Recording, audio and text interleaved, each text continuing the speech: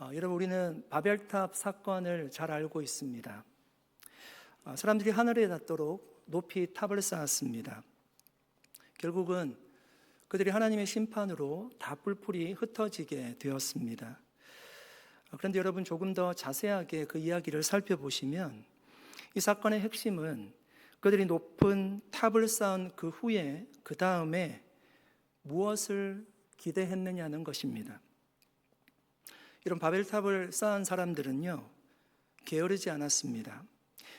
열심히 일을 하던 사람이었고 탑을 쌓을 기술도 있었습니다. 조직력도 있었고 사람도 있었고 모든 사람들이 협력했습니다. 시작은 괜찮았다는 이야기입니다. 문제는요, 그 다음이었습니다. 그들이 왜 탑을 쌓았을까요? 성경에 보니까 우리 이름을 내고 온 지면에 흩어짐을 면하자. 여러분, 이 고백을 잘 들어보십시오. 탑을 쌓은 그 다음에 그곳에 하나님이 없습니다. 탑을 쌓은 이유가 하나님을 위해서가 아니라 자신을 위해서였어요. 우리 이름, 우리 안전, 우리 계획 때문이었습니다.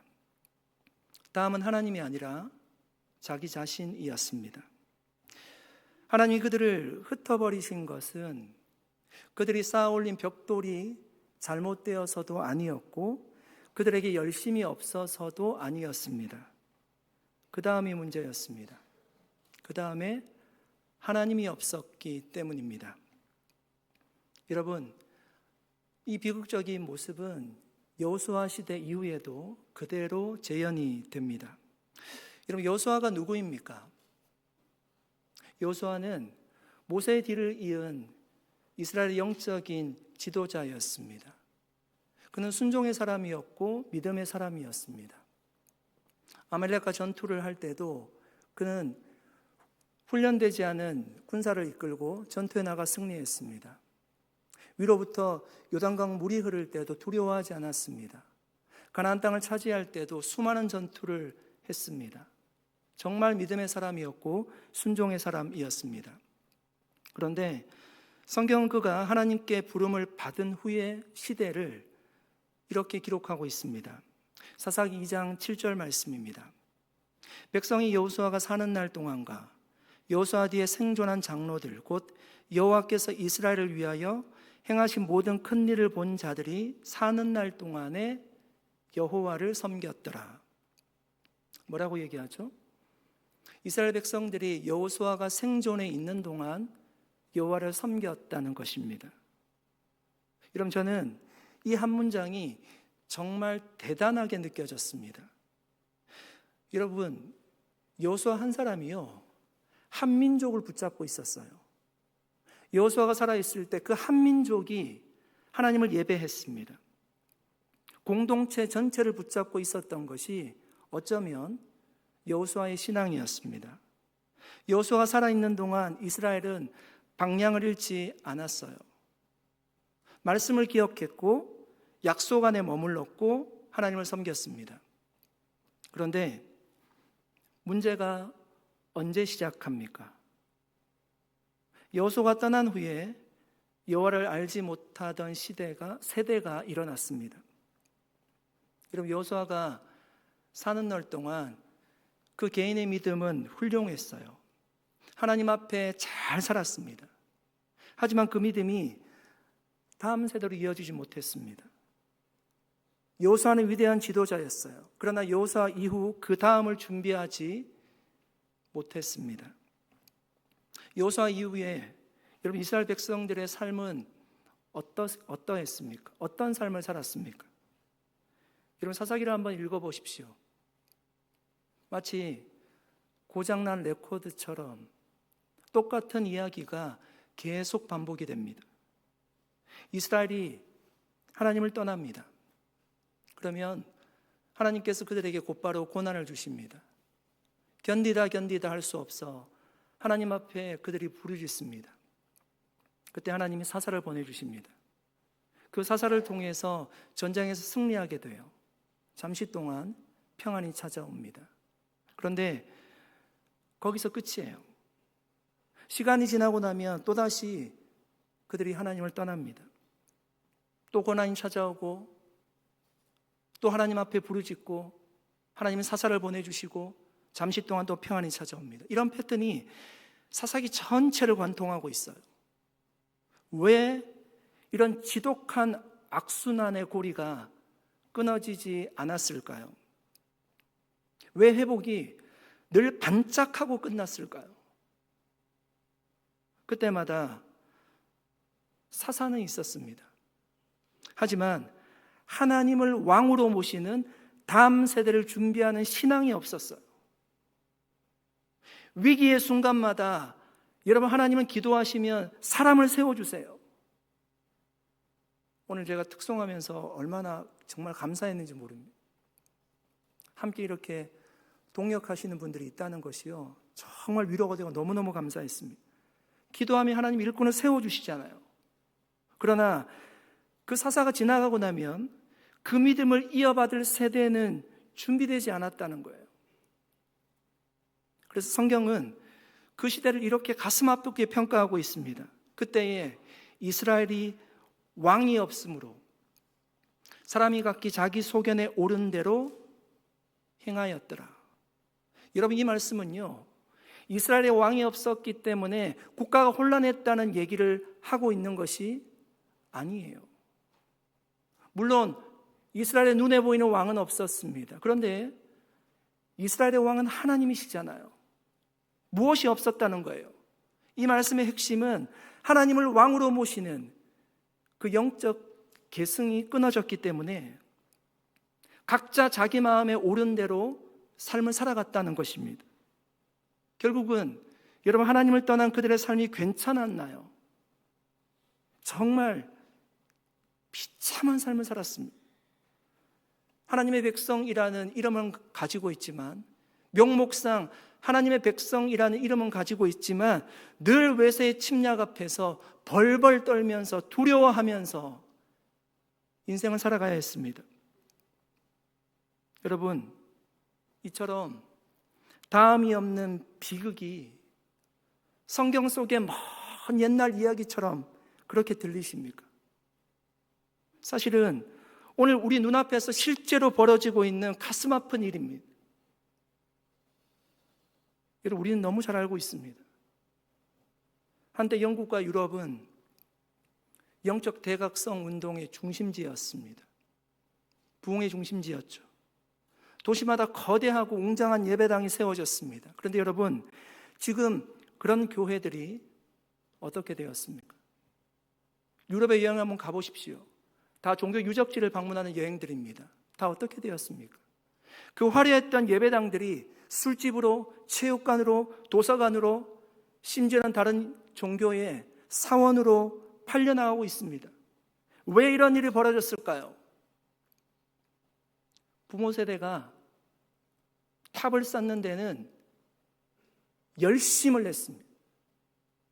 그런데 자녀 세대의 가슴 속에 살아계신 하나님을 심어주는 그 다음을 준비하지 못했어요. 결국 사사시대처럼 하나님을 알지 못하는 세대가 일어났습니다. 여러분, 그들에게 기독교는, 종교조사하면 종교란에 기독교는 적습니다. 그들에게 기독교는 무엇입니까? 그저 박물관에 전시되어 있는 조상들의 유정과 같이 되어버리고 말았습니다. 여러분, 한국과 미국 교회들은 안전할까요? 여러분, 여러 교회들을 보십시오. 카리스마 넘치는 지도자가 있을 때, 말씀에 탁월한 설교자가 있을 때, 능력이 뛰어난 목사님이 계실 때 사람들이 구름대처럼 그 교회에 모여듭니다. 겉으로 보기에는 뜨겁게 하나님을 섬기는 것 같이 보입니다. 여러분, 하지만 진짜 성적표는요, 그 지도자가 은퇴하거나 세상을 떠난 뒤에 나오는 거예요. 한 지도자의 구심점이 사라지자마자 그토록 견고해 보였던 공동체가 한순간에 분열하고 무너지는 모습을 우리는 너무나 많이 보고 있습니다. 이유가 무엇일까요? 성도들이 하나님보다는 지도자의 영적인 영향력 아래에만 머물러 있었기 때문이에요. 그 지도자가 세워주신 하나님을 만나지 못하면 결국 사사시대처럼 그 지도자가 떠난 그 뒷자리에는 각자 자기의 소견에 옳은 대로 제각기 흩어지고 마는 것입니다. 사랑하는 성도 여러분, 이제 여러분 우리 자신에게 물어볼 차례입니다. 우리는 지금 다음이 없는 유럽 교회의 길을 걷고 있습니까? 아니면 다음 세대를 세우는 소망의 길을 가고 있습니까? 지난 수십 년간 어쩌면 교회들은 사람들을 모으는 기술에 집중했습니다.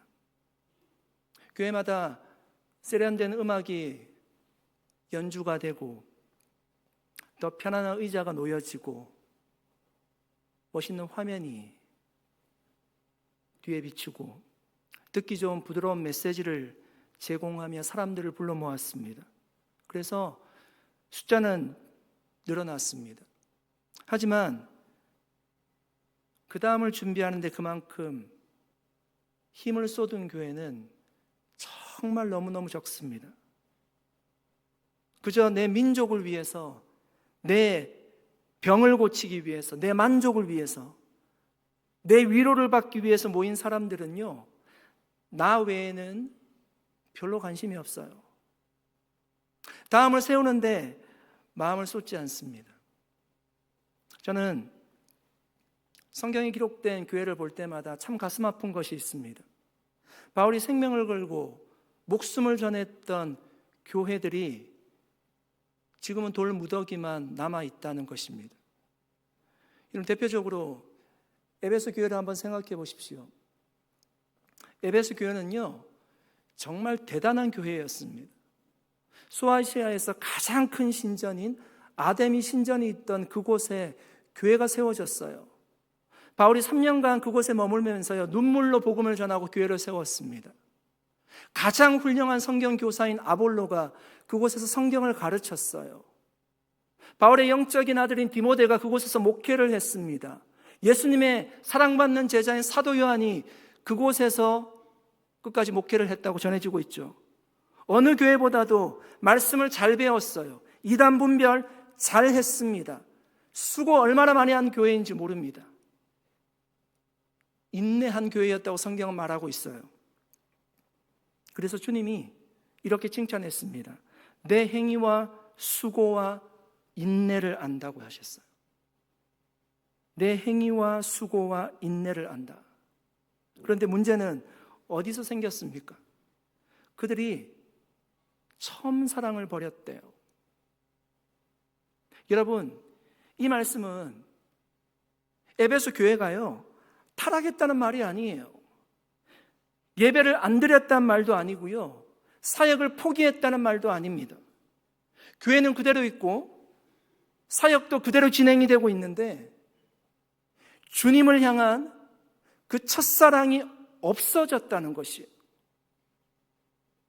여러분, 그 첫사랑이 없어지고 나니까 교회에서 생활을 하는데 어떻게 하는가 하면 의무감으로 하는 거예요. 그냥 유지하고 관리하기 위해서 신앙생활을 하는 거예요. 그러니까 결국 다음에 관심이 없어요.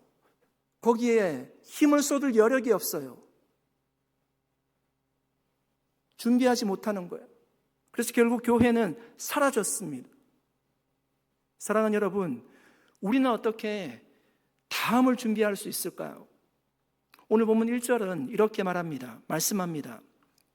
내 아들아, 그러므로 너는 그리스도 예수 안에 있는 은혜 가운데서 강하고, 이런 곧 이어서 나오는 2장 2절 말씀은 우리가 너무나 잘 아는 말씀이죠. 믿음의 4세대가 나옵니다. 바울이 디모데에게 복음을 전하고 디모데는 충성된 사람에게 복음을 전하고 그 충성된 사람은 또 다른 사람에게 복음을 전할 것이라고 합니다. 그렇게 복음의 믿음의 4세대까지 전해지기 위해서는 그 출발점이 어떠해야 된다라고 말씀하고 있습니까? 1절에 우리가 읽었던 말씀이에요. 먼저는 우리가 예수 안에 있는 은혜 가운데서 강해져야 한다라고 말씀하고 있습니다. 여러분, 2026년 정말 하나님이 주시는 은혜 가운데 강해질 수 있기를 축복합니다. 그것이 먼저예요. 에베소 교회를 비유하자면 주님 사랑하는 마음 안에 늘 거해야 된다는 거예요. 그 첫사랑을 가지고 있어야 된다는 거예요. 그럴 때만이 다음을 바라볼 수가 있어요.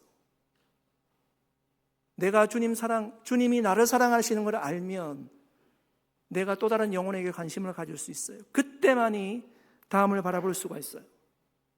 여러분, 주님이 원하시는 것은요, 너무나 명확합니다. 주님이 가장 사랑하시는 곳은 어디일까요?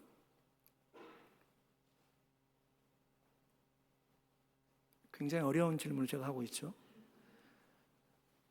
교회 머리가 주님이시고 교회는 주님의 몸이라고 했습니다.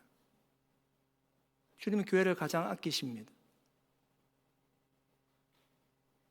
주님이 다시 오실 때까지 교회가 건강한 모습으로 세워져 있는 것, 그것이 주님이 가장 기대하는 것이죠. 그러기 위해서는요, 결국 성경을 흔들다 보면 한 말씀밖에 안 나올 거예요. 가서 제자 삼으라. 주님은 다음을 세우는 교회에 관심을 두십니다. 여러분, 설교를 준비하다 이런 이야기를 읽었습니다. 한때 미국 전역에 수천 개의 매장을 가지고 있던 블록버스터라는 회사가 있었습니다. 주말이면 가족들이 차를 몰고 가서 비디오 한 편 고르는 게 일상이던 시절이었습니다. 그만큼 블록버스터는 영화 산업의 절대 강자였습니다. 망할 수가 없는 회사처럼 보였습니다. 그런데 이 회사가 무너진 이유가 어디 있을까요? 무엇일까요? 결국 빠르게 변화하는 시장을 잘 읽지 못하고 다음을 준비하지 못했기 때문입니다. 블록버스터는 DVD를 대여하는 데는 성공을 했습니다. 매장은 커졌고 매출도 늘었습니다. 하지만 거기서 멈췄어요. 스트리밍이라는 다음 시대를 읽지 못했어요. 사람들이 영화를 빌리러 계속 매장을 찾아올 줄 알았습니다. 반면에 그때만 해도 아주 작은 회사 하나가 있었습니다. 바로 넷플릭스라는 회사입니다. 이 회사는 끊임없이 질문했습니다.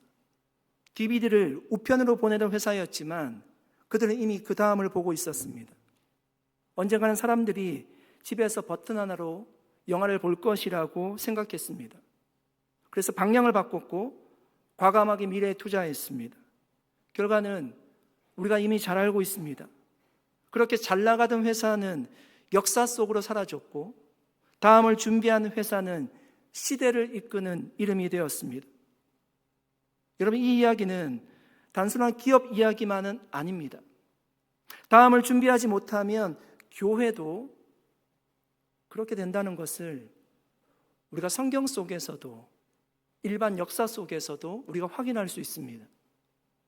오늘 제 SNS에 어떤 분이 이제 글을 올렸는데 저하고 친구도 아닌데 제가 보게 되었습니다. 내용이 무엇인가 하면 마지막 예배를 드리러 간다는 것입니다. 그리고 사진에 헌금 봉투를 이렇게 올려놨어요. 부모님 때부터 그 교회를 수십 년간 다닌 겁니다. 마지막 하나님 앞에 헌금한다고 사진을 찍어 올렸습니다. 사람들이 궁금해서 막 댓글을 달기 시작했어요. 왜 오늘이 마지막 예배입니까? 그 사람이 이제 또 다시 댓글을 달았습니다. 수십 년 동안 그 교회를 다녔는데 노인 몇 명밖에 남지 않아서 송군 영신 예배를 끝으로 교회를 문 닫기로 했다는 것입니다. 근데 사람들이 댓글을 되게 많이 달았거든요. 제가 조금 놀란 거는 교회를 안 다니는 사람도 교회가 문 닫는다고 하니까 되게 안타까워 하더라고요. 여러분, 교회가 문 닫는 것 일어날 수 있는 일입니다.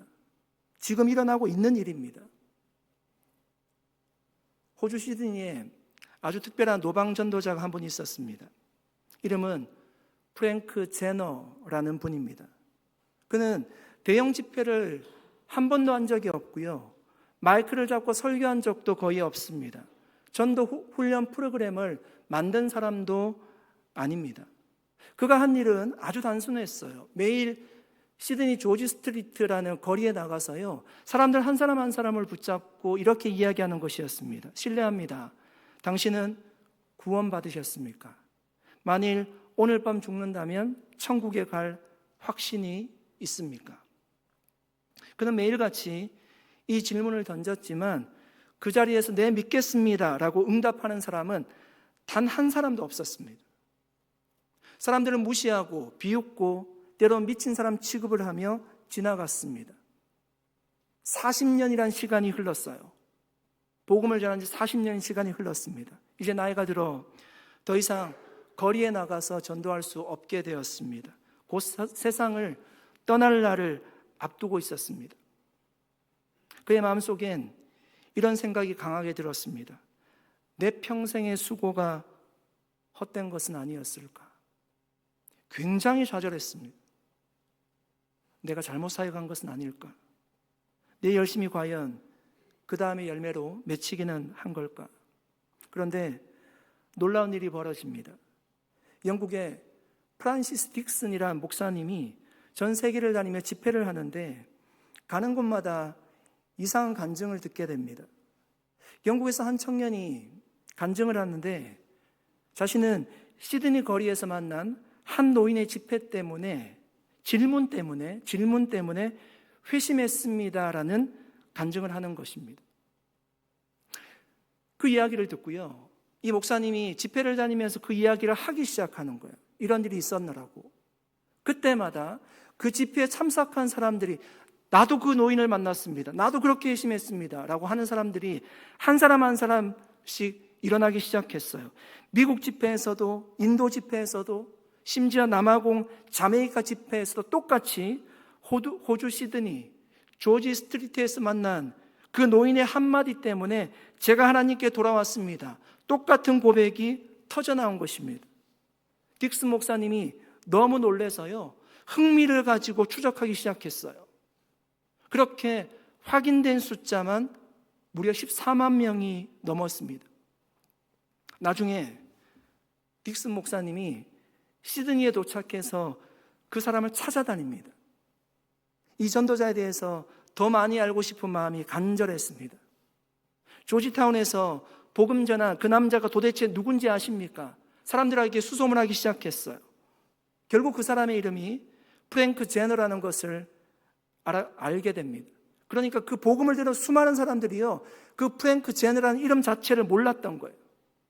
그리고 그 집을 찾아갔어요. 집은 누추하고 작은 집이었습니다. 딕슨 목사님은 프랭크 제너에게 자신이 경험했던 이야기를 들려줍니다. 그때 프랭크 제너는 울기 시작했습니다. 저는 지금까지 저와 얘기를 나누었던 사람들 중 그리스도께 그 삶을 온전히 드렸다는 얘기를 단 한 번도 들어본 적이 없습니다. 정작 프랭크 제너 자신은 단 한 명의 열매도 보지 못하고 평생을 살아왔는데 하나님께서는 그가 보지 못하는 곳에서 그의 복음 증거를 통해서 그 다음의 시간을 준비하고 계셨던 것입니다. 사랑하는 여러분, 프랭크 제너는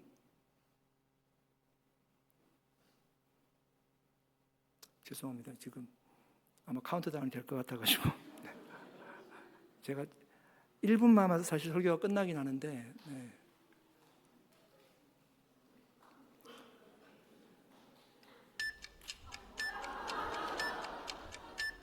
이제 1분이군요.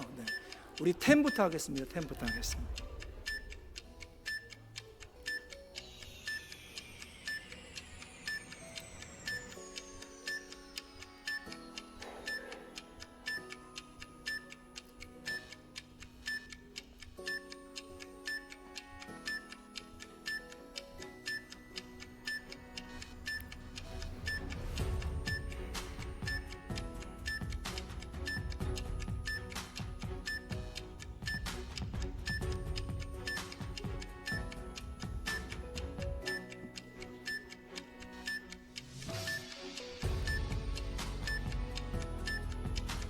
10부터 목소리가 나오더라고요. 같이 10, 하시면 좋겠습니다.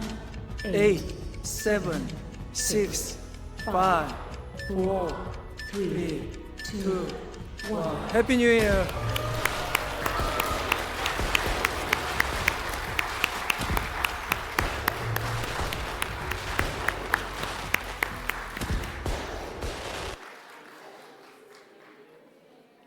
새해 복 많이 받으세요. 인사하겠습니다. 새해 복 많이 받으십시오. 새해 복 많이 받으세요.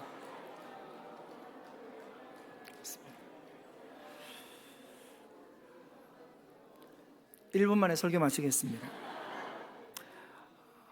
이런 프랭크 제너는 복음을 그렇게 전했지만 자기 입으로, 자기 귀로 한 사람도 회심했다는 이야기를 들은 적이 없습니다. 하늘나라 가기 전까지 그 딕슨 목사님이 집을 찾아오지 않았다라면 그는 정말 어쩌면 좌절하고 원망하고 인생을 마쳤을 것입니다.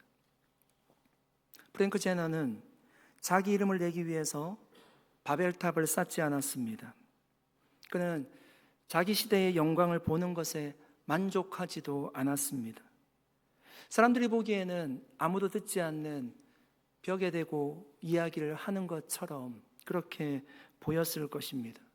그러나 하나님은 다음을 준비하고 계셨습니다. 사랑하는 여러분, 다음을 세우는 것이 당장 우리 눈앞에 열매로 나타나지 않을 수 있습니다. 그러나 여러분, 다음을 위해서 지금 기도하고 준비할 때 하나님 반드시 열매가 맺히게 하실 줄 믿습니다. 여러분, 2026년 온누리 넥스트는 누구입니까? 여러분, 여기서 이제 앞으로 우리가 주일날 한 6주 정도 제가 말씀을 나눌 텐데, 제가 말하는 다음이라고 하는 것은요, 다음 세대만을 이야기하는 게 아닙니다. 세컨 제너레이션, 우리 자녀들만을 이야기하는 게 아닙니다. 여러분이 목자로 섬기고 있다라면 그 홈의 다음은 누구입니까? 여러분이 교사로 섬기고 있다면 그 부서의 다음은 누구입니까? 우리 각자 부서로 섬기고 있는데 그 부서의 다음은 누구입니까? 하나님께서 올해 우리에게 주신 비전을 마음에 품고 정말 다음을 세우기를 정말 소망하며 기대하며 한 마음으로 교회를 섬기고 주님 앞에 영광 돌리는 우리 모두가 될 수 있기를 예수님의 이름으로 간절히 축복합니다. 아멘.